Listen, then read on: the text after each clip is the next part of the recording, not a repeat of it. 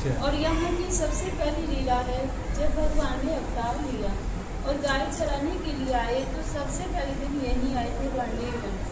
जब भगवान गाय चराने के लिए आते थे तो कंस उनको मारने के लिए नए नए राक्षस भेजता था। कंस ने एक राक्षस भेजा था, पक्षासुर, जो कंस का चचेरा भाई था।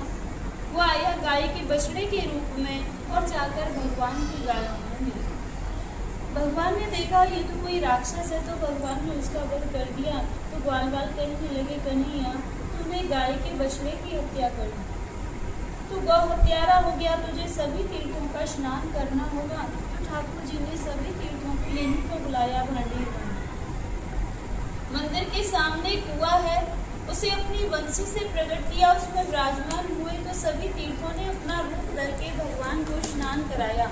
जब भगवान की स्तुति हुई थी तो इस कुएं में सभी तीर्थों का जल है। जब कभी भी सोमवती अमावस्या होती है तो उस दिन इस कुएं का जल सफेद हो जाता है। जिन माता बहनाओं के संतान नहीं होती हो, गर्भ खंडित हो जाते हो, तो वो यहाँ आकर कुएं पे स्नान करें, इस मंदिर में मनोकामना बोले तो उन्हें संतान की प्राप्ति होती है। दूसरी लीला है राधा कृष्ण के विवाह की, जो बहुत से भक्तों को नहीं पता। राधा कृष्ण की शादी हुई है, पता इसलिए नहीं क्योंकि ज्यादातर भक्त भागवत सुनते और भागवत में इसके बारे में कोई जानकारी नहीं आती। हमारे 18 पुराण है, उनमें से एक आता है ब्रह्म वैवर्त पुराण। उसमें दिया हुआ है कि राधा कृष्ण की शादी इसी स्थान पर ब्रह्मा जी ने कराई। जब एक दिन कन्हैया जी और राधा रानी इस स्थान पर आए तो उन्हीं की माया से यहाँ पे एक हजारों खम्भों का मंडप प्रकट हुआ।